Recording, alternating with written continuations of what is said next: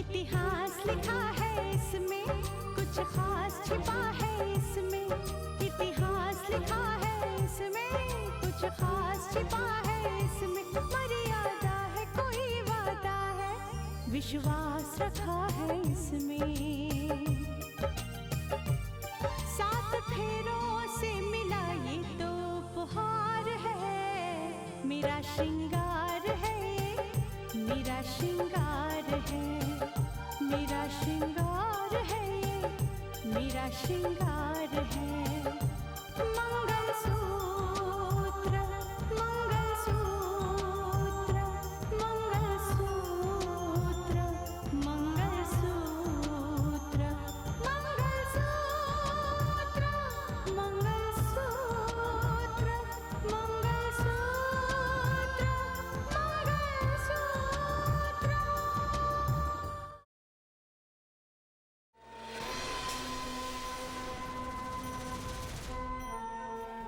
क्या हुआ? चेहरे पर 12 क्यों बजे हैं? नहीं महक, ऐसी कोई बात नहीं है। हाँ, मैं और राहुल एक दूसरे से प्यार करते हैं। बस एक बात कहना चाहता हूँ तुमसे कि मैं तुमसे बात नहीं करना चाहता। मुझे दोबारा फोन मत करना। Good bye. ये समझ लीजिए, वो खुशियां जो आपसे छिन गई थी, वही खुशियां अब आपके रिहा होने का इंतजार कर रही है। मैं मानती हूं कि तुमसे गलती हुई है, लेकिन उस गलती को सुधार लो। मैं तुम्हारे साथ हूं। कभी कभी अब हमें अपनी सोच से बाहर निकलकर कदम उठाने पड़ते हैं। जितना ज्यादा सोचोगी उतनी ज्यादा कमजोर पाओगी अपने आप को। यहां देखो, भरोसा करती हो ना मुझ पर? तो चलो चलो साक्षी, मैं तुम्हारे साथ हूं। चलो।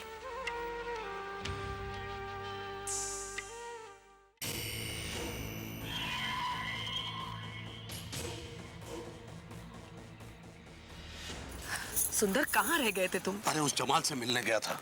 मिलने तो उसने बुलाया था, लेकिन वो खुद वहां मौजूद नहीं था। कहां से होगा? पुलिस उसकी तलाश में लगी हुई है। पुलिस ने उसकी तलाश में पूरे घर पर डेरा डाल रखा है, पूरे घर को कॉर्डन ऑफ कर दिया है। लेकिन वो भाई साहब तो कहीं और ही छुपे हुए हैं। बड़ी मुश्किल से तो उससे मुलाकात हो पाई, वो भी जब उसने फोन पर मुझे बताया कि वो कहां छुपा हुआ है। लेकिन कोई फायदा नहीं, मुझे ही धमकी दे रहा है वो। मुझसे ये उम्मीद लगाए बैठा कि मैं उसकी गिरफ्तारी का वारंट कैंसिल करवा दूं। अरे मैं कोई प्रधानमंत्री हूं जो उसका वारंट कैंसिल करवा दूंगा? उसका वारंट निकल चुका है, उसे तो गिरफ्तार होना ही है। खैर, मैं चलती हूँ। दोपहर से रात हो गई, उस घर में मेरा इंतजार हो रहा होगा। मेरे नाम के चर्चे चलते होंगे। अब मेरा वहां रहना दुश्वार हो गया। मैं वहां रहना ही नहीं चाहती। मैं समझ सकता हूँ स्नेहा। मैं ये भी जानता हूँ कि मेरे इसरार पर तुम वहां रह रही हो, लेकिन हम कर भी क्या सकते हैं? देखो, वहां जो कुछ भी हो रहा है, जो कुछ भी चल रहा है, पल पल की मूवमेंट की खबर तुम्हारे जरिए ही तो हमें मिल सकती है ना। अब कौन सी खबर मिलेगी? मानस के घर से तो सारे रिश्ते टूट चुके हैं, सब कुछ खत्म हो चुका है, और भाई जी के सवालों के जवाब अब देना मेरे लिए मुश्किल हो गया है। टूटे हुए रिश्तों को धो रही हूं मैं, और वो सिर्फ और सिर्फ तुम्हारे कहने पर। हाँ हाँ हाँ स्नेहा, लेकिन बिला वजह इतना नाराज क्यों हो रही हो? देखो, अगर मुझसे पूछो तो मैं तो यही कहूंगा कि कल क्यों, बल्कि आज, अभी, इसी वक्त, इसी पल, अगर तुम चाहो तो मेरे घर पर शामिल हो सकती हो।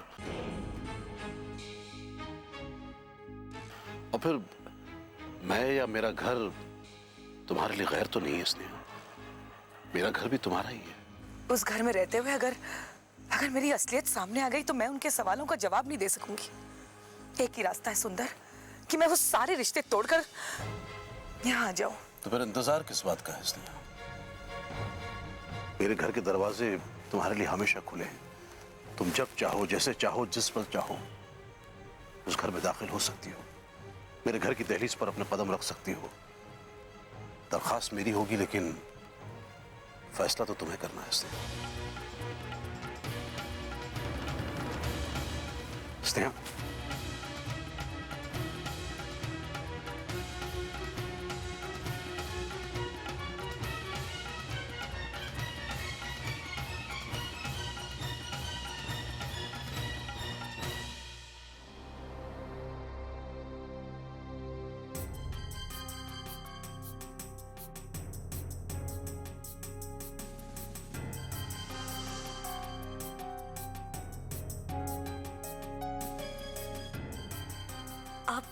क्यों इतनी फिक्र कर रहे हैं? आ जाएगी ना वो।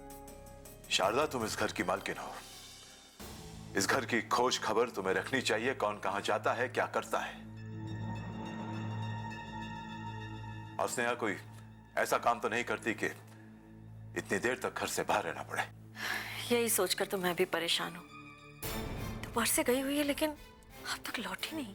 जब वो लौटे ना, उससे पूछना कितनी देर की हो गई, कहां गई थी वो। अब तो कुछ भी पूछते हुए भी डर लगता है। उम्र में छोटी है लेकिन उल्टा जवाब देने में बिल्कुल वक्त नहीं लगता उसे। शारदा, इस घर में ऐसा नहीं चलेगा। आज स्नेहा ने घर से बाहर कदम रखा है, कल को बच्चे ऐसी हरकत करेंगे। स्नेहा से पूछना होगा, उसे रोकना होगा तुम्हें। किस बात के लिए रोकना चाहते हैं भाई जी?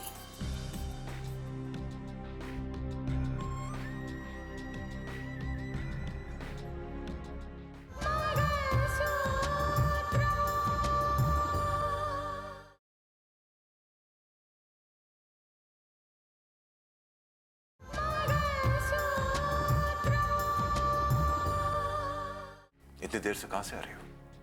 एक सहेली से मिलकर आ रही हूँ। क्या इसके लिए भी आप लोगों से इजाजत लेनी पड़ेगी? हाँ, इजाजत लेनी पड़ेगी। अगर घर से बाहर इतनी देर तक रहना है तो इजाजत लेनी पड़ेगी तुम्हें। बताना होगा कि देर से आने का सबब क्या है। और अगर मैं ना बताना चाहूं तो? स्नेहा, क्या तुम्हें बात करने की भी तमीज नहीं रही? तमीज का दिखावा करके मैं किसी को खुशफहमी में नहीं रखना चाहती दीदी। बस, अगर तुम्हें इस घर में रहना है तो इस घर के तौर तरीकों के साथ रहना होगा। और अगर ये बंदिश है तो मैं तोड़ती हूं इस बंदिश को।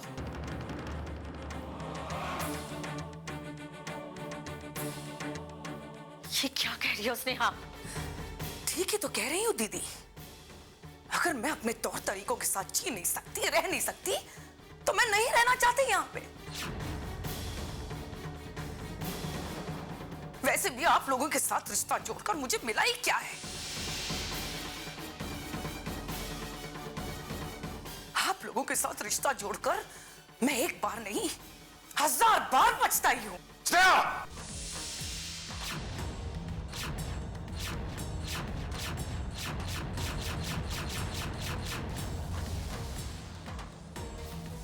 नाराज क्यों होते हो भाई जी? और वैसे भी चीखने से बात छिप तो नहीं जाएगी ना? और वैसे भी मुझे पता है कि इस घर में मेरी औकात क्या है। अरे आप आपके भाई को नहीं रोक सके तो मुझे रोकने का आपका क्या हक है? तुम गलत सोच रही हो स्नेहा। सोच तो मैं बहुत पहले से रही हूं। बस कह आज रही हूं।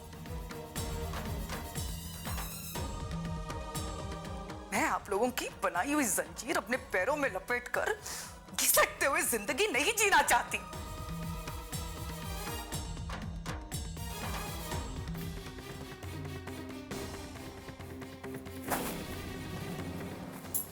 स्नेहा! जाने दो शारदा, जाने दो इसे।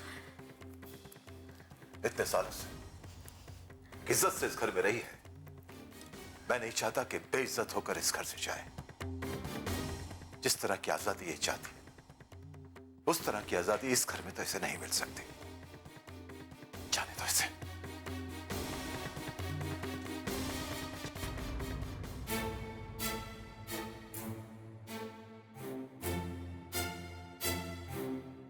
अरे दीदी, आप कहाँ थी अब तक? और आप इतनी गुस्से में क्यों है दीदी? राधिका, ये घर अब हमारे रहने लायक नहीं रहा। ये क्या कह रहे हो आप दीदी? ठीक ही तो कह रही हूं। तुम अपने बैग्स पैक कर लो, कल सुबह ही हम यहां से जा रहे हैं। लेकिन जीजा जी का क्या? वो तो कहीं और है ना? जीजा जी, अब जीजा जी से हमारा क्या मतलब? वो पहले ही हमें छोड़कर चले गए। तो दीदी, लेकिन हम जाएंगे कहाँ? और आप तो जानती हैं कि यहाँ कॉलेज में मेरा एडमिशन भी हो चुका है। हम इसी शहर में रह लेंगे राधिका, लेकिन अब अब इस घर में नहीं रहेंगे। इस घर से अब हमारा कोई वास्ता नहीं। लेकिन दीदी, ऐसे कह देने से रिश्ते नहीं टूटते। मुझे लगता है जरूर कोई बात हुई है। आप शांति से काम लो दीदी। आपको पता है, जब शाम को आपको वापस आने में देर हो गई थी तो बड़ी दीदी भी आपके बारे में पूछ रही थी। वो आपको लेकर कितना परेशान थी। वो परेशान नहीं थी, वो बस बहाना ढूंढ रही थी मुझे इस घर से निकालने का। और वैसे भी उन लोग सोचते होंगे कि तुम भी अब इस घर में आ गई हो रहने, और इसीलिए मुझे उनकी हर बात सर झुका के माननी होगी। लेकिन नहीं, मैं उनकी कोई बात नहीं मानूंगी अब। लेकिन ऐसा हुआ क्या है दीदी? जो होना था वो हो गया। बस इतना समझ लो कि इस घर से अब हमारा कोई रिश्ता नहीं है। मुझे मालूम था कि एक ना एक दिन ये होने वाला है, और इसीलिए मैंने तलाक के कागजात बना के रख लिए थे। कल सुबह ही हम यहां से चले जाएंगे, और मैं इन्हें ये बताऊंगी कि मैं इनकी मोहताज नहीं हूं। तुम अपना बैग पैक कर लो।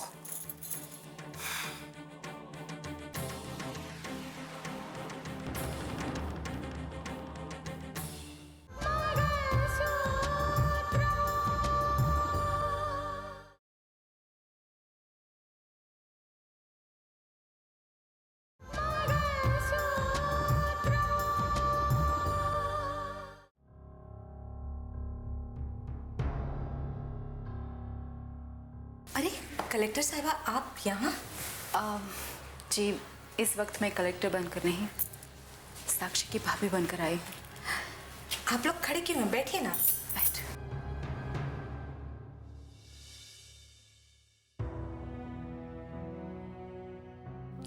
कहिए, हम आपकी क्या सेवा कर सकते हैं?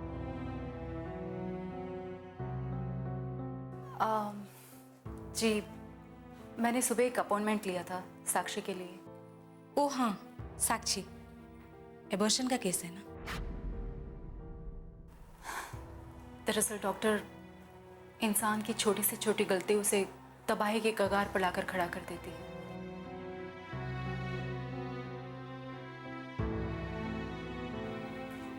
और फिर कुछ ऐसी ही मजबूरियों में इस तरह से फैसले करने पड़ते हैं। इसीलिए मैं आपके पास आई हूँ। मैं समझ सकती हूँ, ऐसे बहुत सारे केस हमारे पास आते हैं, और ये गलती ऐसी है कि वक्त रहते नहीं सुधारा गया तो बहुत बड़ी मुसीबत बन जाती है। आप सही कहती हैं। घर में क्या इनकी मम्मी नहीं है?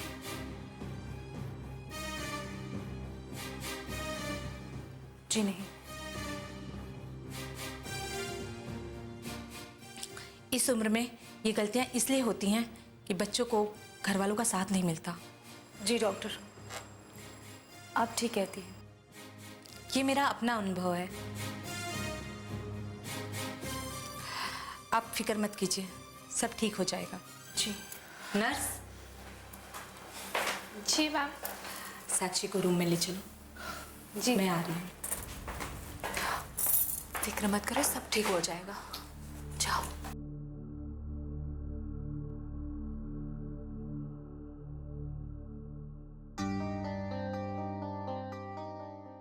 जी, मैं अभी आई।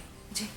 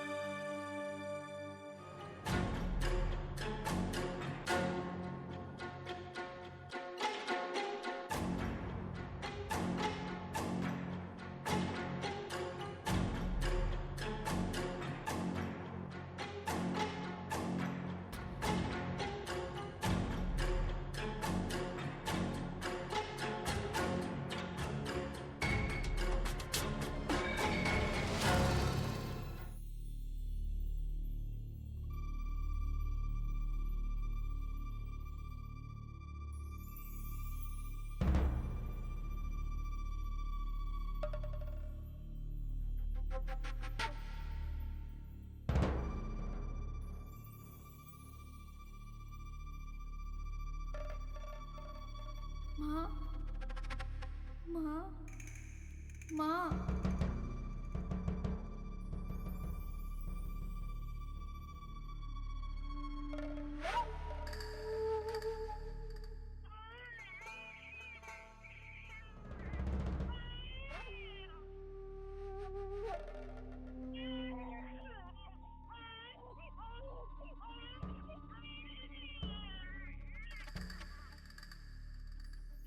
मैं यहाँ हूँ माँ।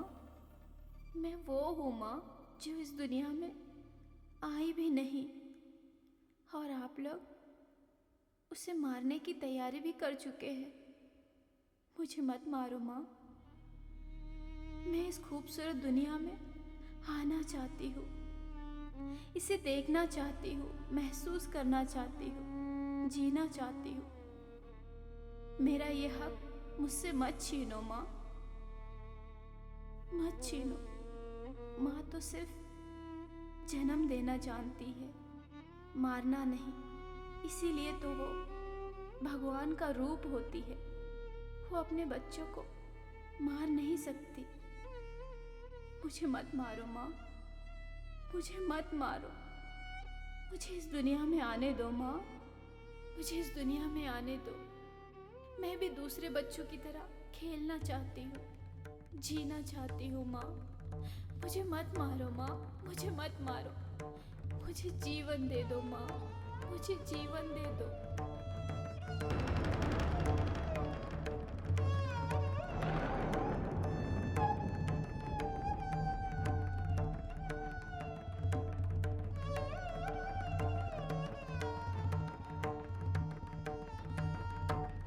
मुझे मत मारो माँ, मुझे मत मारो।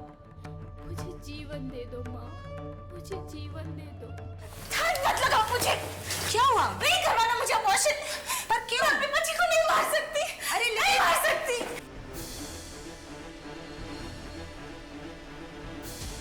नहीं कराना मुझे अबॉर्शन। साक्षी, तुम बाहर क्यों गई? भाभी प्लीज मुझे माफ कर दो, लेकिन मुझसे ये पाप नहीं होगा। साक्षी, मैं अपने बच्चे को नहीं मार सकती भाभी। साक्षी, ठंडे दिमाग से सोचने की कोशिश करो। मुझे कुछ नहीं सोचना है।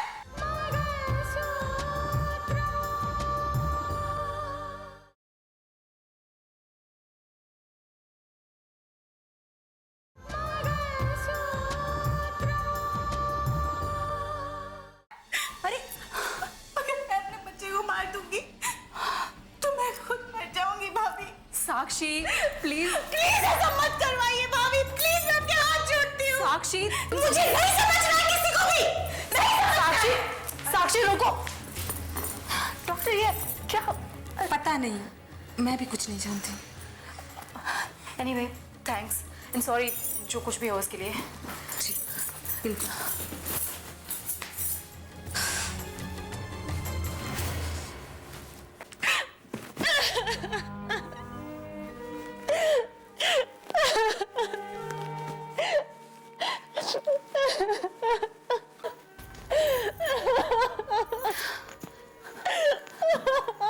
साक्षी क्या हुआ? तुम वापस क्यों आ गई? साक्षी, भाभी प्लीज, प्लीज भाभी, इतना बड़ा गुनाह मत करवाइए मुझसे, प्लीज भाभी। साक्षी मैंने तुम्हें समझाया था ना। नहीं भाभी, मैं अपने बच्चे को नहीं मार सकती भाभी। अभी तक तो वो बेचारा इस दुनिया में आया तक नहीं है। इस दुनिया में आने से पहले मैं उसको कैसे मार दूं भाभी, कैसे मार दूं? इतना बड़ा पाप नहीं होगा मुझसे भाभी। प्लीज भाभी, प्लीज प्लीज भाभी, प्लीज। साक्षी कैसी बातें कर रही हो? जो बच्चा अभी इस दुनिया में आया भी नहीं है उसके बारे में सोच रही हो, और जो इंसान इस दुनिया में है उसका क्या? तुमने कभी सोचा है मानस और पापा जी उन पर क्या गुजर रही होगी? I don't care. मारना है तो मुझे मार दीजिए, लेकिन मेरे बच्चे को हाथ मत लगाइए। मेरे बच्चे को हाथ मत लगाइए। You don't care about it? तुम्हें मैंने समझाया था ना साक्षी कि ये बच्चा तुम्हारे लिए एक कलंक बन जाएगा, बहुत बड़ा कलंक। तुम ऐसे कैसे कह सकती हो? देखो, मैंने तुम्हें पहले भी कहा था और आज भी कह रही हूं, मुझे तुम्हारी कोई बात नहीं सुननी है। हमने इस बारे में बहुत बहस कर ली। तुम्हारे पास सिर्फ दो रास्ते हैं, या तो तुम इस बच्चे से छुटकारा पालो, या फिर हम सबको बता दो कि इस बच्चे का बाप कौन है। नहीं भाभी प्लीज। मुझे कोई बात नहीं सुनी है तुम्हारी। तुम मुझे अभी के अभी तुम्हारा फैसला बताओगी।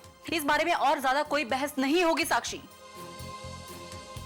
या तो तुम्हें मुझे इस बच्चे के बाप का नाम बताना होगा, या तुम मेरे साथ वापस हॉस्पिटल चलोगी। समझ गई तुम? ठीक है भाभी, अगर मेरे बच्चे को बचाने का यही एक रास्ता है तो सुनिए।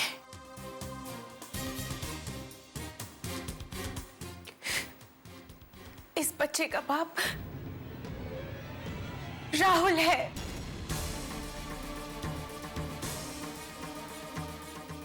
किस राहुल की बात कर रही हो तुम? कौन राहुल? वही राहुल जो एसडीएम साहब का छोटा बेटा है।